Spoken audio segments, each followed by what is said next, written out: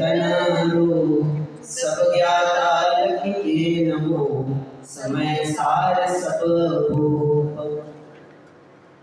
समय सार ग्रंथाधिराज। कल हमने गाथा क्रमांक 86 इसकी चर्चा को प्रारंभ किया था।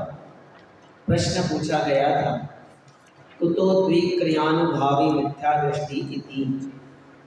द्विक्रिया अनुभावी अर्थात दो क्रियाओं को करने वाला और दो क्रियाओं को अनुभवने वाला जो जीव है वह मिथ्या दृष्टि कैसे है। उत्तर देते हुए आचार्य देव ने यह गाथा प्रस्तुत करी। एक बार अपन पुनः गाथा का पाठ करते हैं। जमारुवर्त्यभावं ओकर्यभावं च दो विकुर्वन्ति तेडनुमिच्छादित्ति दो क्रियावादिनो बुद्धि। यदि आत्मा जड़ भाव चेतन भाव दोनों को करे तो आत्मा की क्रियावादी मिथ्या दृष्टि अवतरे। टीका की चर्चा करते हुए दृष्टांत तक का विषय हमने पूर्ण किया था। पढ़ते हैं एक बार। पढ़ सकते हैं आप? पढ़वाता हूँ चलो आपसे। इससे पढ़वाएं। सेकंड ग्रेड से स्टार्ट करते हैं। बोलो प्रणति पहली पंक्ति।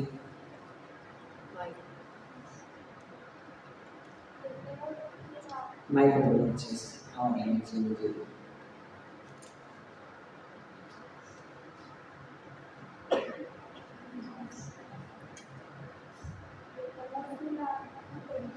माइक में आवाज नहीं है तो गले में आवाज नहीं है। माइक को कभी भी ऐसे रखें, ऐसे इसका फेस अपने मुंह के सामने होना चाहिए। अब बोलो, बड़ा हो गया आवाज।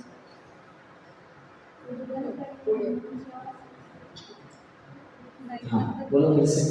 यथा किलात्म परिणामं पूर्वत परिणामं च पूर्वतमात्मानं गम्यन्ते विक्रियावादिनस्तु तस्य मिथ्या दृष्टिया एवेति सिद्धान्तः।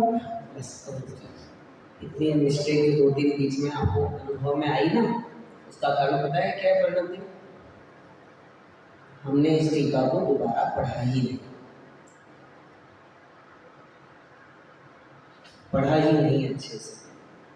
अगर पहली बार जब हमने कल इसे पढ़ा था और उसको पढ़ते समय हमें जो गलतियां अनुभव में आ रही थी उनको सुधारने का एकमात्र सबसे उत्तम उपाय था कि इसे दोबारा, तिबारा, 4 बार, 5 बार पढ़ा जाए। और जब तक हम नहीं पढ़ेंगे तो सुधार कभी नहीं होगा। चलिए आकांक्षा पढ़ो इसी पंक्ति को दोबारा। यतः किल आत्मपरिणामं पूर्वपरिणामं च कुर्वन्तः आत्मानं मन्यन्ते विक्रियावादिनः ततः ते मिथ्या दृष्टि एव इति सिद्धान्तः। ठीक, बहुत बढ़िया। आगे दो पीछे दिया तो पीछे।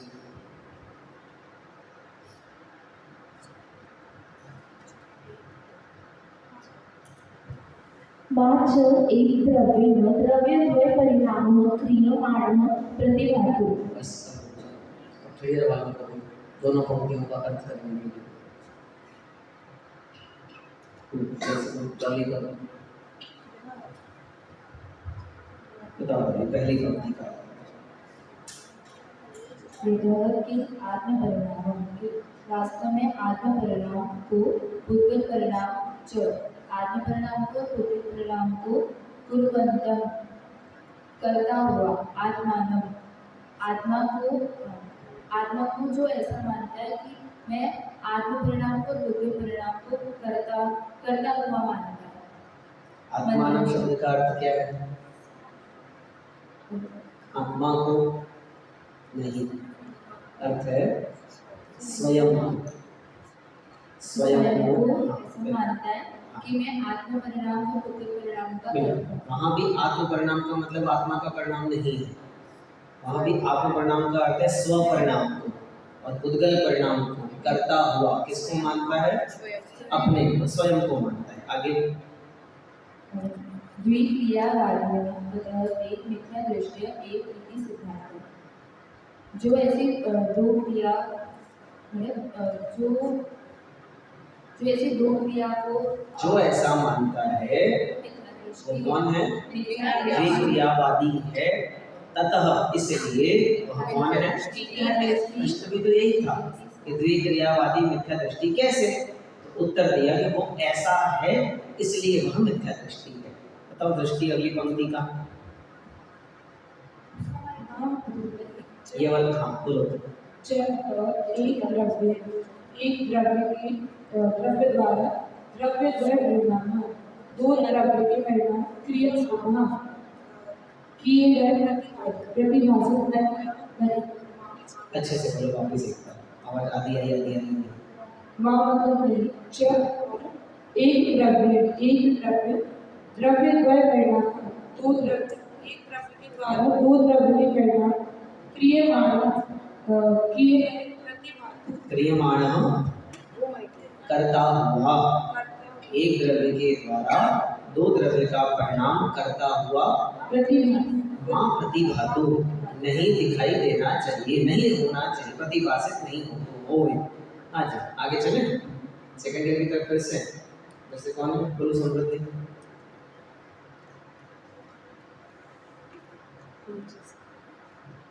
प्रोग्रेस लानी पड़ेगी। यतः कुलालः कलश संभव अनुकूल आत्मव्यापार परिणाम आत्मनः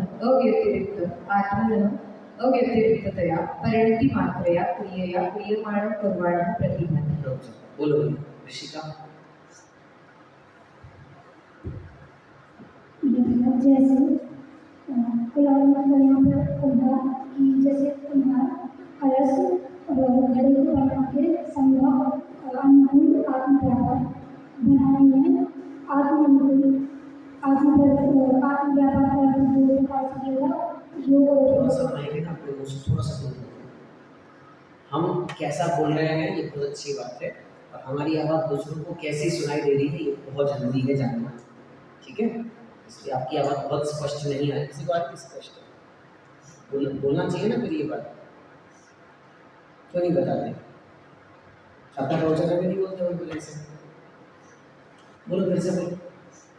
यथा जैसे कुलाल कुम्हार कलश को बनाने की संभव कलश बनाने में अनुकूल आत्मव्यापार को दो प्रकार से किया गया। दो बोलते एक शरीर पर हाथ आने से स्थापित किए गए परिणाम आत्मन की आत्मन।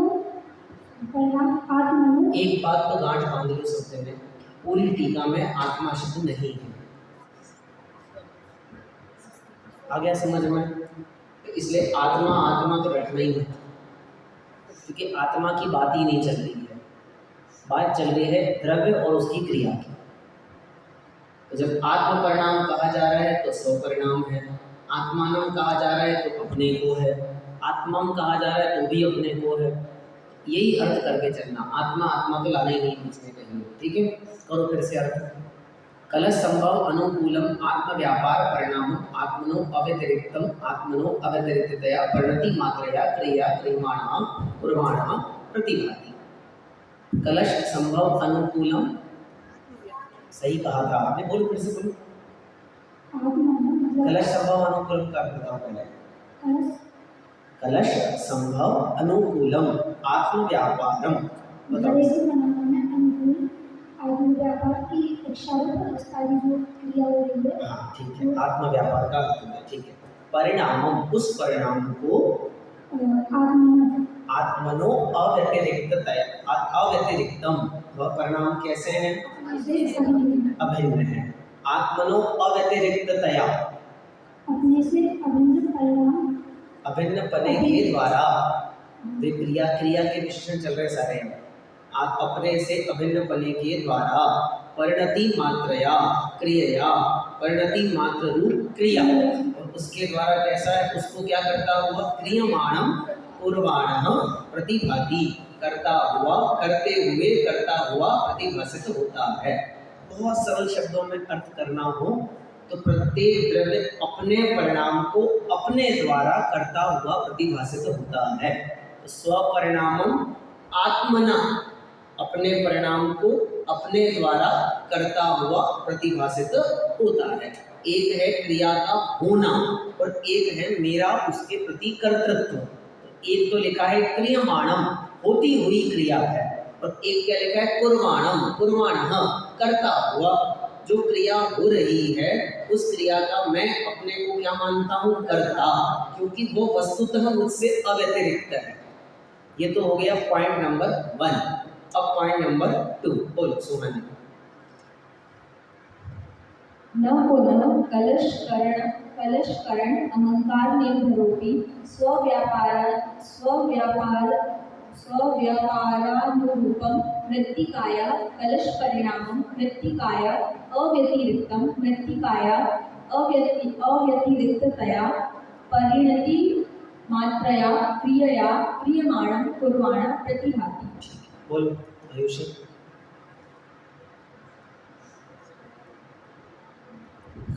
नाथर नहीं पुनः कलश कारण अहंकार निर्भर कारण नहीं है, कारण करण अहंकार निर्भर अपि निर्भरो अपनी, बिल्कुल आराम से सहज भाव से, थोड़ा भी नंबर दे रहा हूँ इसमें, मार्किंग नहीं कर रहा हूँ, सिर्फ चेक कर रहा हूँ बस। हाँ बोलो। कलश को बनाता हुआ कलश करण अहंकार, कलश को बनाने के अहंकार से निर्भर, भरा, सामासिक पद है पूरा ही, है ना, समास हुआ सब मिला के एक साथ में, 2-3 समास मिले, एक अकेला भी नहीं है ना। 3 पद, आप 4 पद हैं टोटल वहाँ पे। एक पद है कलश, दूसरा है करण, तीसरा अहंकार और चौथा है निर्भर। सबकी अलग अलग विभक्तियां निकालोगे तो बहुत सारे निकल जाएंगे। ठीक है, कलश करण अहंकार निर्भर, कलश को बोलो बोलो बनाने का अहंकार से भरा हुआ निर्भर। आगे स्वव्यापार अनुरूप स्वयं स्वरूप बोलो, आप पूरा बोलो पहले एक बार, अपन बात करते हैं। स्वव्यापार अनुरूपम मृत्तिकाया, मिट्टी क्या काम करेगी, स्वयं स्वरूप मिट्टी का परिणाम कैसा होगा, स्वव्यापार अनुरूपम, मिट्टी अपने व्यापार रूप काम करेगी। तो स्वव्यापार अनुरूपम मृत्तिकाया कलश परिणाम, मिट्टी का जो कलश रूप परिणामन है वो कैसा है, स्वव्यापार अनुरूप है, अर्थात मिट्टी के परिणामन रूप हुआ है।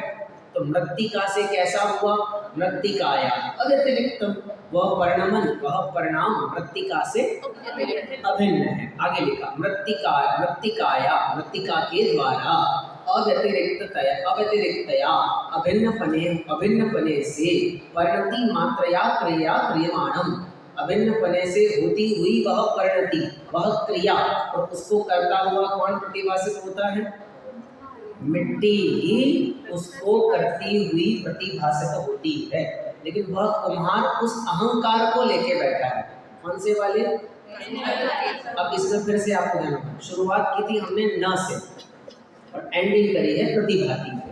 तो न प्रतिभाति, कुम्हार उस मिट्टी की तरह उस कलश का परिणमन होते हुए उस कलश का कर्ता प्रतिभाषित नहीं होता।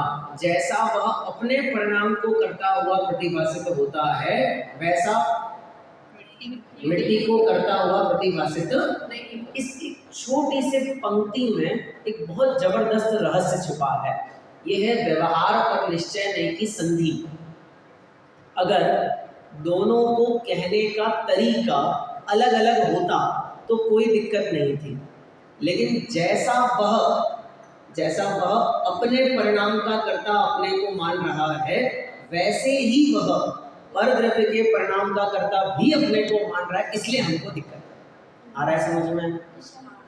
इसका मतलब व्यवहार नय से कथन करने पर द्विक्रियावादी मिथ्या दृष्टि नहीं होती, क्योंकि निश्चय नय अलग प्रकार से कथन करता है और व्यवहार नय अलग प्रकार से। दोनों का कर्ता शब्द एक जैसा है, कि मैंने अपने परिणाम को किया और मैंने कलश के परिणाम को किया, लेकिन दोनों के प्रति तादात्म्यपना अलग अलग प्रकार का है। निश्चय ने अपने परिणाम के प्रति अपनापन रख करके बात करता है तो कोई दिक्कत नहीं आती, लेकिन व्यवहार में पर द्रव्य को पर द्रव्य में मिलाकर, कारण कार्यादिक को किसी में मिलाकर निरूपण करता है। डोरमल साहब की परिभाषा, किसी को किसी में मिला के निरूपण करता है। उस अपेक्षा अगर घट के परिणमन का कर्ता तुम्हारे को कहा जाए तो कोई दिक्कत नहीं, लेकिन समस्या क्या हो रही है, जैसा मैं अपने परिणमन का कर्ता अपने को मानता हूँ वैसा ही मैं उस पर द्रव्य के परिणमन का कर्ता भी अपने को मानता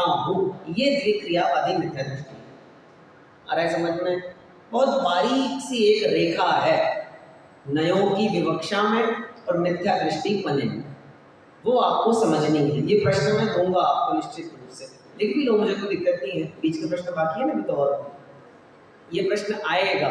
विक्रियावादी मिथ्या दृष्टि को भले प्रकार है अच्छे से समझाइए। मैं शब्द भाषा बोल दूंगा, कोई बात नहीं, समझाना पड़ेगा आपको। ये भी प्रश्न होगा उसी के अंतर्गत कि व्यवहार नय के कथन में और द्विक्रियावादी मिथ्या दृष्टि के कथन में अंतर क्या है। कहने को दोनों एक जैसे ही हैं, तो फर्क क्या होगा? फर्क है, बहुत बड़ा फर्क है। वो फर्क है एकांत।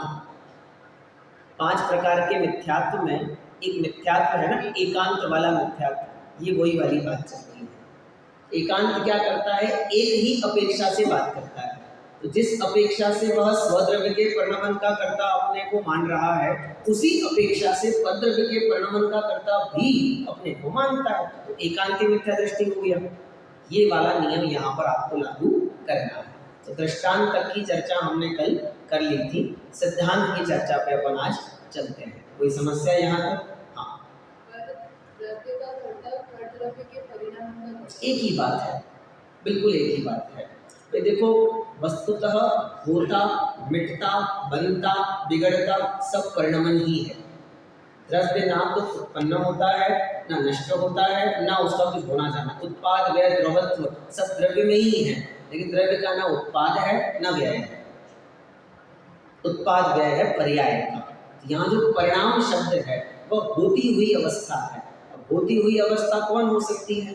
पर्याय ही हो सकती है। तो परिणाम, पर्याय, अवस्था, दशा, हालत, जो भी उसको नाम देना हो आप दे दीजिए, कोई दिक्कत नहीं। जब हम परद्रव्य का कर्ता कहते हैं तब भी अर्थ यही होता है कि उसके परिणमन का कर्ता, यही अर्थ उसका निकालना चाहिए।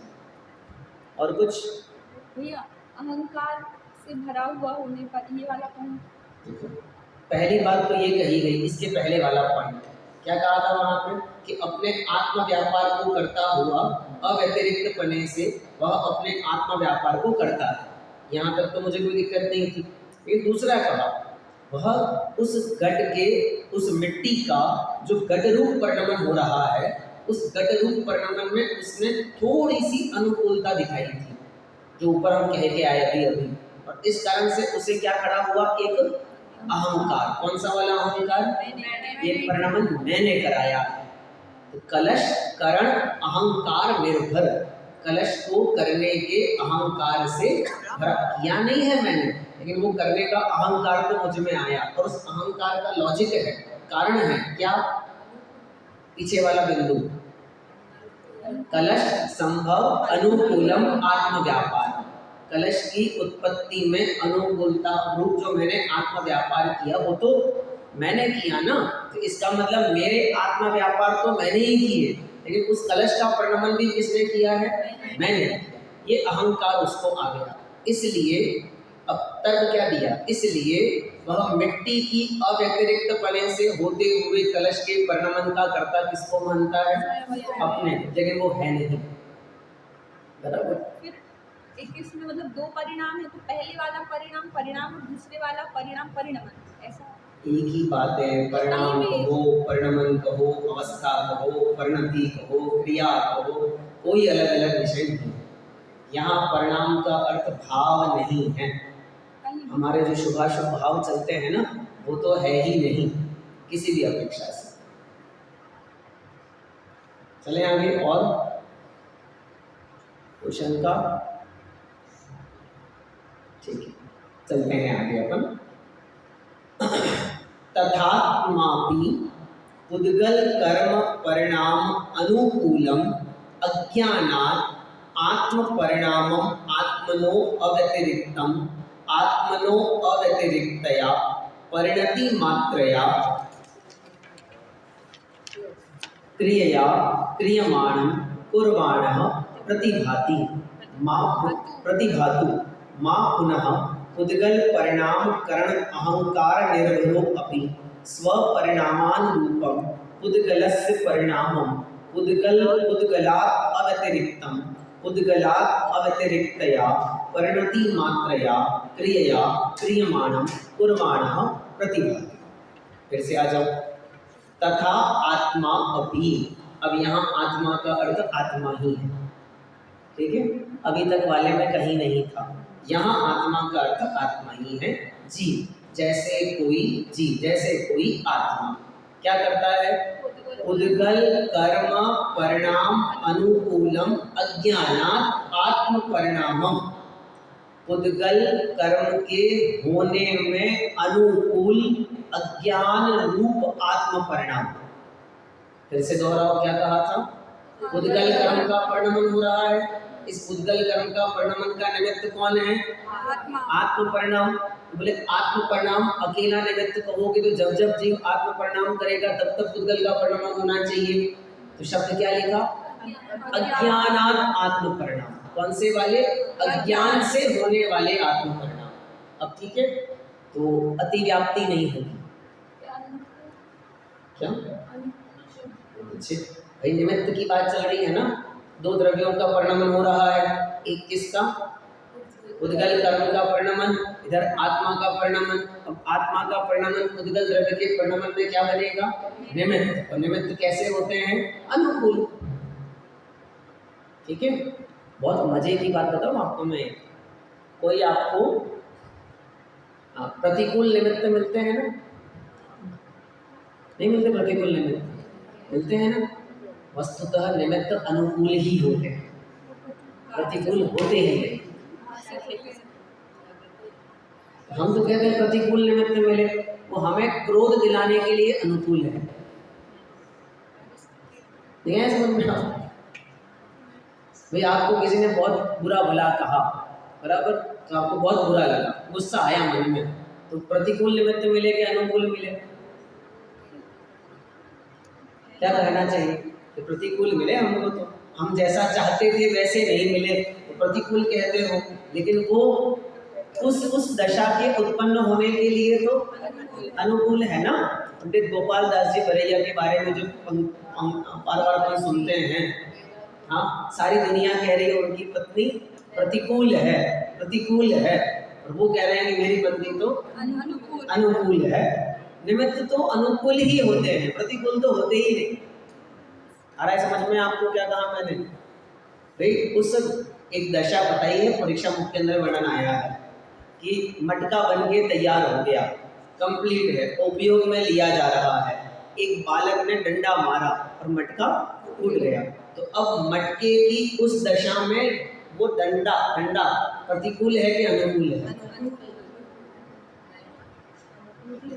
क्या कहोगे? बिगाड़ दी दशा उसकी, और आप कह रहे हो अनुकूल है। अनुकूल कैसे हुआ? प्रतिकूल रहना चाहिए उसे।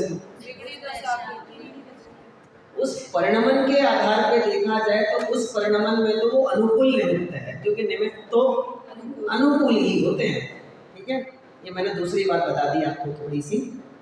यहाँ पर भैया ये बात चल रही है ना अज्ञान के कारण, तो कर्म का परिणाम या तो कर्म का बंध होना वो भी कर्म का परिणाम है, और कर्म की निर्जरा होना वो भी कर्म ना, बिल्कुल निर्जरा वाली बात ही नहीं है। क्यों? कर्म मैं बता रहा हूँ इसका कारण। उद्गल वर्गणा, कार्माण वर्गणा का कर्म रूप परिणाम। ये एक बार पहले भी अपन ने इस पर बात की थी शायद बीच में। कार्माण वर्गणा का कर्म रूप परिणाम, उसे हम कहते हैं उद्गल कर्म परिणाम। अब कार्माण वर्गणा का कर्म रूप परिणाम ये हमने कब पढ़ा है? आश्रम और बंध की चर्चा में। जब जब जीव मोह राग द्वेषादि विकारी भाव करता है तो पुद्गल कर्माण वर्गणा स्वयं कर्म पुद्गल परमाणु रूप परिणत होकर के जीव के साथ एक क्षेत्रावगाह को प्राप्त हो जाती है। तो उनके आने को हम कहते हैं आश्रव और एक क्षेत्रावगाह हो जाने को हम कहते हैं बंध। अब यहाँ अगर आप वाला अर्थ निकालोगे तो अज्ञानता का अर्थ बिगड़ जाएगा पूरी तरह से। पर वो उनका कार्य है तो बिल्कुल है, वहाँ जीव के शुद्ध परिणाम निमित्त बनेंगे, लेकिन वह पुद्गल परिणाम की जाने वाली अवस्था है। यहाँ कौन सी बात चल रही है? बंधने वाली अवस्था। जीव ने अभी वस्तुतः जीव संवर और निर्जरा करने वाला जीव अपने को कर्ता नहीं मानता, आश्रम बंद करने वाला कर्ता मानता है। संवर निर्जरा तो ज्ञानी की होती है और ज्ञानी के तो कर्तृत्व का अहंकार रहा नहीं। अहंकार किसको है? अज्ञानी को। तो इसलिए अर्थ अज्ञान अपेक्षा से निकालना पड़ेगा। और चूंकि पर द्रव्यों में कर्तृत्व की बात चल रही है तो दृष्टांत पुद्गल द्रव्य के आधार से दिया जा रहा है। कहने को तो हम ये भी कह सकते थे कि महल का कर्ता, दुकान का कर्ता, किसी अन्य पदार्थों का, और उन सब की बात छोड़ के हमने एक कोई पकड़ लिया, पुद्गल द्रव्य। एक ही बात पकड़ ली, पुद्गल कर्म परिणाम, और कर्म परिणाम का अर्थ हुआ पुद्गल द्रव्य का कर्म रूप परिणमन। वो जो परिणमन हो रहा है उसमें अनुकूल है कौन? अरे बोलो, अज्ञान। कौन सा वाला अज्ञान? आत्म परिणाम। अज्ञान अज्ञानात आत्म परिणाम। आगे देखो, यहाँ तक हो गई बात? अव्यतिरिक्तया होना चाहिए या फिर मतलब इसका क्या कैसा हाँ तो है आगे। अव्यतिरिक्तया है, पढ़ने में अव्यतिरिक्तया आएगा या अव्यतिरिक्त?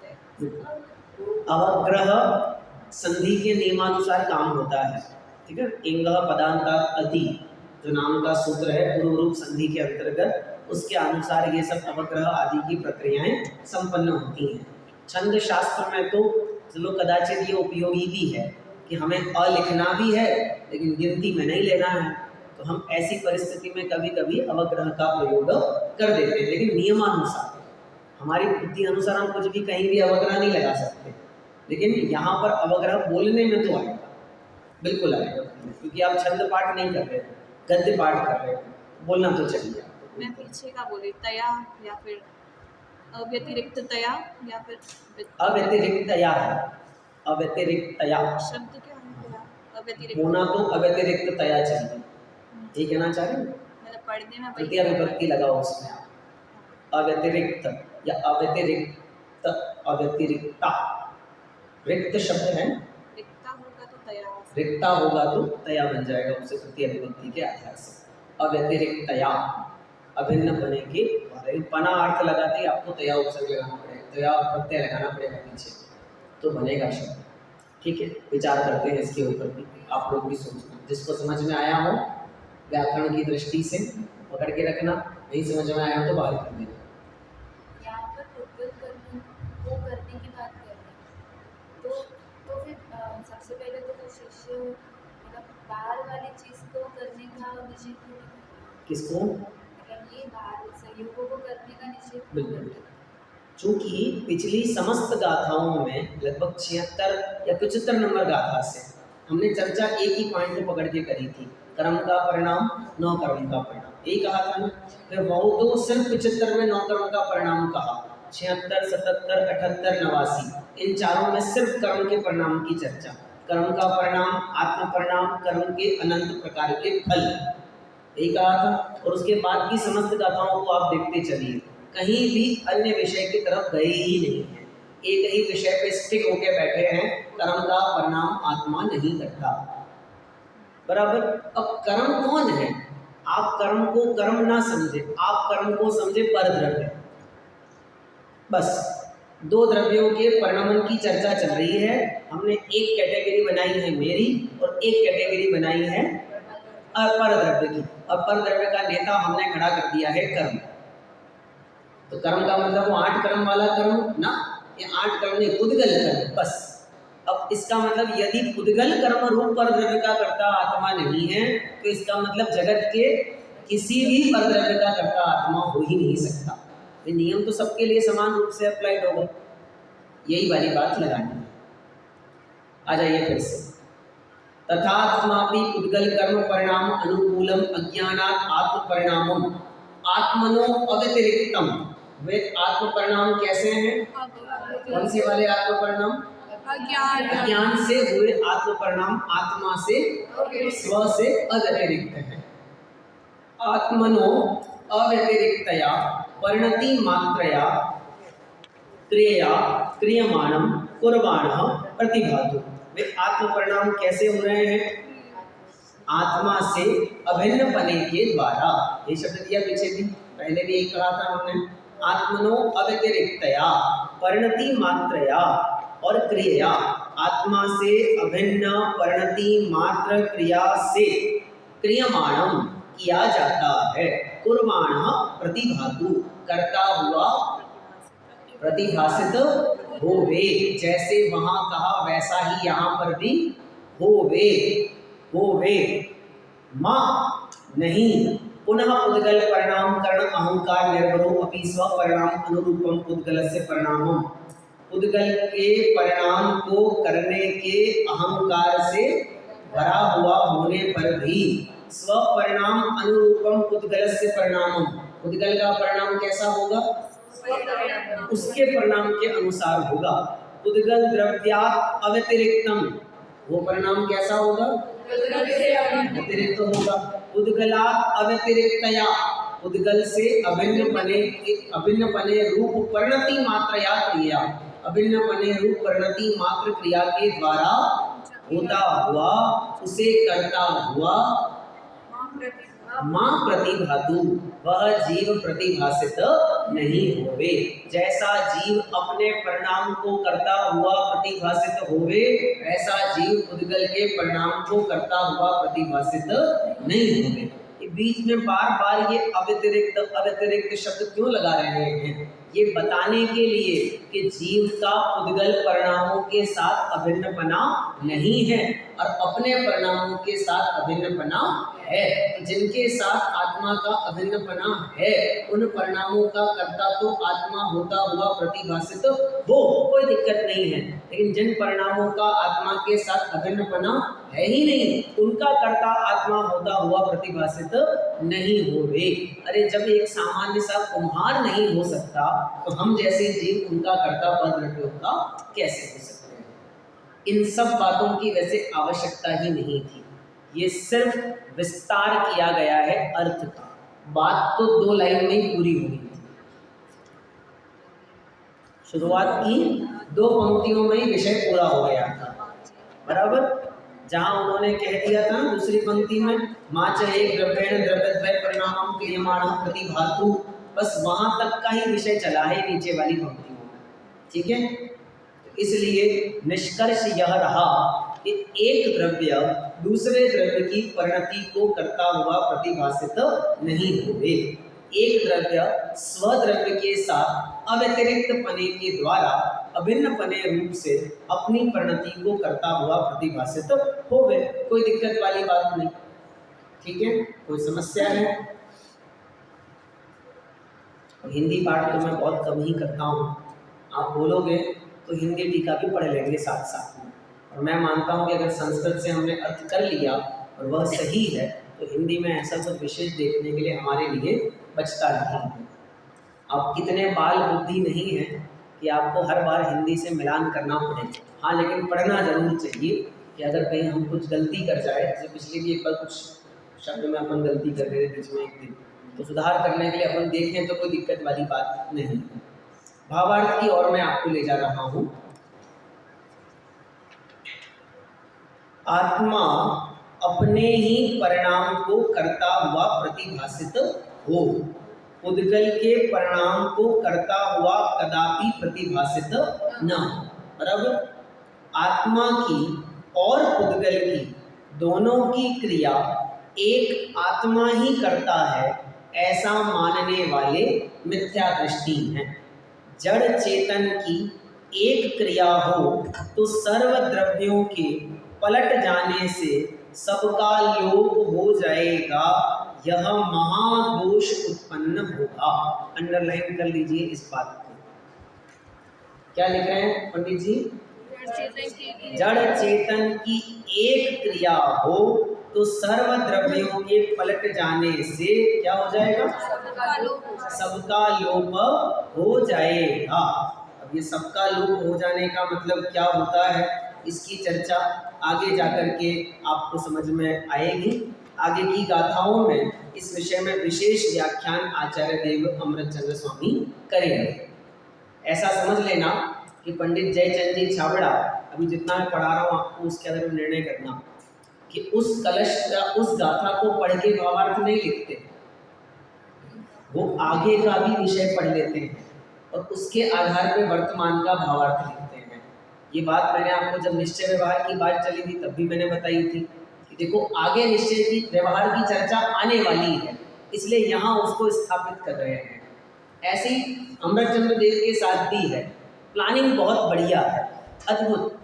साहित्यकार जितने भी विद्वान हैं, आचार्य हैं, सबके साथ। अभी मैं जैन दर्शन पढ़ा रहा हूँ तो चलो एक दृष्टांत स्वरूप आप समझ लीजिए कि पाणिनि जो हैं, भले हमें उनकी इतनी इम्पोर्टेंस समझ में नहीं आती, लेकिन अगर मैं आपको कौमुदी पढ़ाऊँ, अष्टाध्यायी पढ़ाऊँ, तो मैं कहूँगा कि वो सर्वज्ञ से कम नहीं है। जो काम उन्होंने किया है वो एक छोटे मोटे सर्वज्ञ तो हैं ही, बड़े तो नहीं मान सकता मैं, और वे छोटे मोटे तो हैं ही, क्योंकि जो योजना उनके दिमाग में है वो कितनी अद्भुत है। आपने पढ़े तद्धित प्रकरण भी, समास भी पढ़े होंगे निश्चित रूप से। समास का पहला सूत्र क्या है?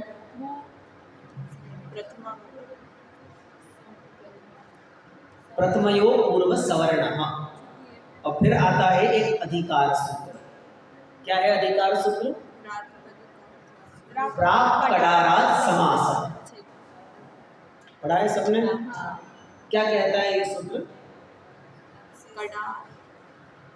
एक सूत्र आएगा आगे जाके, आगे जाके एक सूत्र आएगा, कडारात कर्मधारय, और वहां तक समास का अधिकार। कितना दिमाग में सेट है उनके पहले से ही कि मुझे यहाँ से यहाँ तक ये विषय समझाना है। पूरी अष्टाध्यायी में हजारों प्रत्यय हैं और एक प्रत्यय दूसरे प्रत्यय से मैच नहीं करता। हर प्रत्यय की अपनी क्वालिटी है। जब उनको वृद्धि करनी होती है वो अलग प्रत्यय प्रयोग में लेते हैं, गुण करना होता है तो अलग प्रत्यय प्रयोग में लेते हैं। और इसके बाद भी आपको विशेष बात अगर ख्याल में हो तो अष्टाध्यायी दो भाग में बटी हुई है।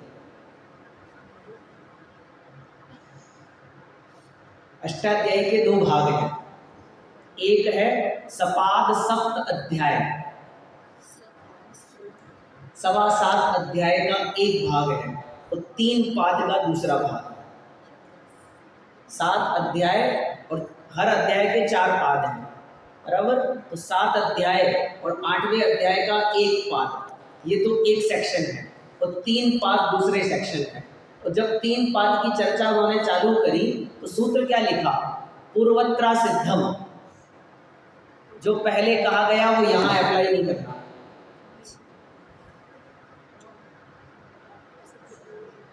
नियम है उनके वहां पे ऐसा, जो पहले कह गया है सपाद सप्त अध्यायी में वे सारे नियम वहीं पे लगाना, यहाँ मत लगाना, यहाँ के नियम अलग है।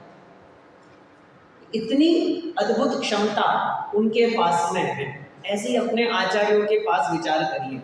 अभी छंद पढ़ा रहा था फर्स्ट ईयर में, तो बता देना श्लोक अर्थात अनुष्टुप में आप लोगों को पढ़ा है पिछले साल कि 6वां अक्षर गुरु होना चाहिए, 5वां अक्षर ह्रस्व होना चाहिए, 7वां अक्षर 1 और 3 में दीर्घ होना चाहिए, 2 और 4 में लघु होना चाहिए। तो क्या विचार आता है बच्चों को? छंद बनाते कैसे होंगे? कितना सोचना पड़ता होगा, एक लघु दीर्घ कितना कितना विचार करना पड़ता होगा। लेकिन वस्तुतः ये एक कला है। अभ्यस्त होने के बाद में इतना कोई विचार नहीं करना पड़ता, कोई विचार नहीं। सहजमेव अपने आप ही भाषा उस रूप से परिणत होने लग जाती है और अपने आप हमें वो धुन व स्वर व्यंजनों की संगति अपने आप पकड़ में आने लगती है और हम शब्दों के आधार पर काव्यों की रचना करते चले जाते हैं। जैसे आप कभी कभी यहाँ पे आशु भाषण करते हैं, करते तो नहीं है, प्लान में है ना, प्लान में है हमारे, इस साल करवाना है हमको। आशु भाषण होता है ना, ऐसे कुछ लोग आशु कवि भी होते हैं। और आशु कवि कह रहे जिनको 1 घंटे पहले विषय दिया जाए और रचना करते हैं, अभी तत्काल विषय दिया जाए और रचना करते हैं। और ऐसे ऐसे विद्वान उपस्थित हैं भारत भर में कि प्राकृत में महाकाव्य रचते बैठे बैठे ही। और हम सोचते रहे कि एक गाथा लिखनी हो तो कैसे लिखें। सिर्फ इसलिए बता रहा हूं कि हर विद्वान एव जानाति विद्वज्जन परिश्रम, इसकी महत्ता जाननी है तो ये एक तो आपको समझना पड़ेगा। तो आपको समझ में आएगा कि एक एक शब्द, एक एक पद, एक एक अक्षर कितना महत्वपूर्ण है जो आचार्य ने प्रयोग किया है। ठीक है, ये मैंने आपको पूरे विषय की बात करी। अब ये जो बात अभी अभी अपने पॉइंट आउट करी थी अंतिम वाली, जड़ चेतन की एक क्रिया हो तो सर्वद्रव्यों के पलट जाने से सबका लोप हो जाएगा। इसे कहते हैं सर्वलोप का प्रसंग, सर्वलोप का प्रसंग। और अभी ये मूल गाथा में नहीं आया है, मूल टीका में नहीं आया है, ये तो पंडित जी ने भावार्थ में लिखा है। और इसलिए मैंने कहा कि पंडित जी पहले पूरा अभ्यास कर चुके हैं पूरे ग्रंथ का, और उसके बाद उन्होंने एक एक गाथा की टीका, उसके भावार्थ आदि की चर्चा को उन्होंने प्रारंभ किया। तो उस विषय के साथ न्याय करते हुए ये वर्तमान विषय का निष्कर्ष भी लिखते हैं, आवश्यकता लगने पर विस्तार भी करते हैं, और आने वाली गाथाओं के साथ में उस विषय को जोड़ भी देते हैं। सारे काम भावार्थ के द्वारा उन्होंने अपने यहाँ पर किए हैं। चले आगे अब। हाँ जी, जैसे माता ने टीका है उसकी, इसमें बात लिखी है कि जैसे जो अंधकार है वह सदस्य के नाश नहीं होता है, सम्यक ज्ञानी के भी नाश होता है। पर जब वो जीव मिथ्या ज्ञान की नाश करके सम्यक ज्ञानी होगा, पर यहाँ पे तो ये लोग मिथ्या ज्ञानी के नाश ही नहीं होता, तो यहाँ पे अभाग्य से नाश करते हैं ना बिल्कुल भी नहीं। अरे जब तक नाश नहीं हुआ तब तक अज्ञानी है, अज्ञानी है तब तक नाश नहीं हुआ। नाश किसके हुआ? अरे अज्ञानी के क्यों? ज्ञानी के कहो ना। नाश होने के बाद में अज्ञानी कैसे रहा? मैं बहुत सरल बात करूँ, सम्यक दर्शन सम्यक दृष्टि को होता है कि मिथ्या दृष्टि को? मैं आपसे पूछ रहा हूँ, अर्जिता बताओ।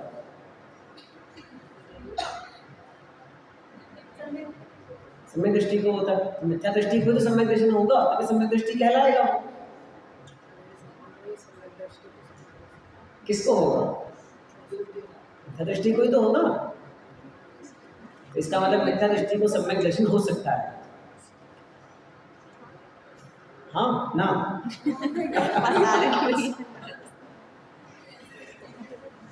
बस ऐसा ही प्रयोग है यहाँ पे। सूर्य उदित होगा, अंधकार मिटेगा, सत्य बात है। तो अंधकार कब मिटेगा? सूर्य कब उदय होगा? एक ही बात है, कैसे पकड़ लो उस बात को। तो अभव्य की श्रेणी तक मत ले जाओ, ये भव्य की ही बात चल रही है सारी की सारी। चलिए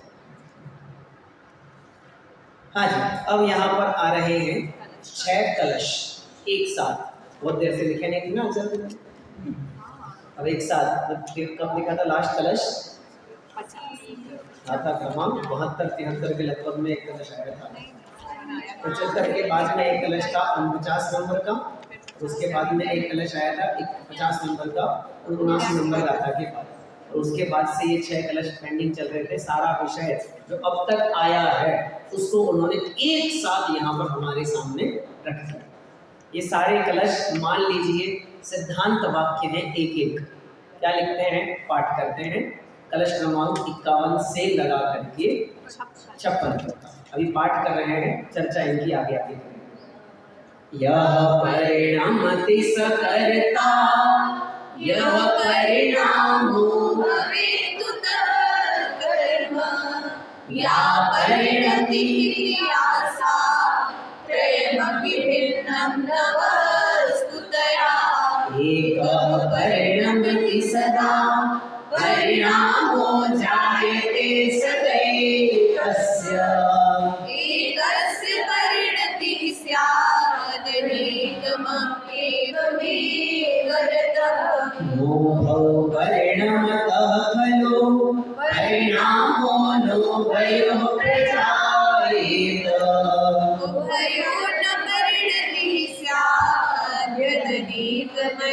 एकमेव सदा नेकस्य हि कर्तारं दोषो द्विकर्मणि न चैकस्य नैकस्य च प्रीते एकमनेकं यतो न स्यात् संसारत्वेव भावति परं कुर्वमेत्युच्यते दुर्वारं ननु मोहिनामिह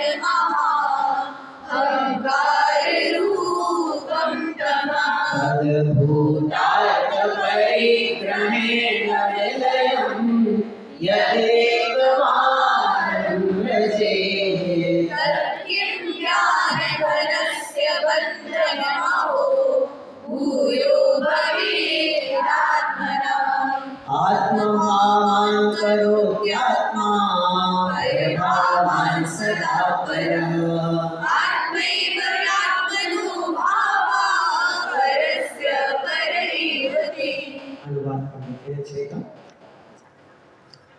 करता रही जो परिणमे परिणाम ही बस कर्म है परिणति ही क्रिया बस तीनों अभिन्न अखंड है होकर एक है हो परिणमित बस एक ही परिणाम परिणाम को बस एकता हो परिणति बस एक की परिणाम दो का एक ना मिला करनी तो परिणमे दो की एक ना बस क्योंकि दोनों भिन्न है करता नहीं तो एक की हो एक के दो कर्म नाना दो क्रियाएं एक की हो क्योंकि एक अनेक ना पर को करूं मैं यह अत्यंत ही दुर्वार है यह है अखंड अनादि से जीवन हुआ दुस्वार है भूताभिनय के भ्रमण से यदि प्रलय हो यह प्राप्त हो तो ज्ञान के घन पिंड आत्म को अभिरावंद हो पर भावों को पर करे आत्म आत्म भाव आत्म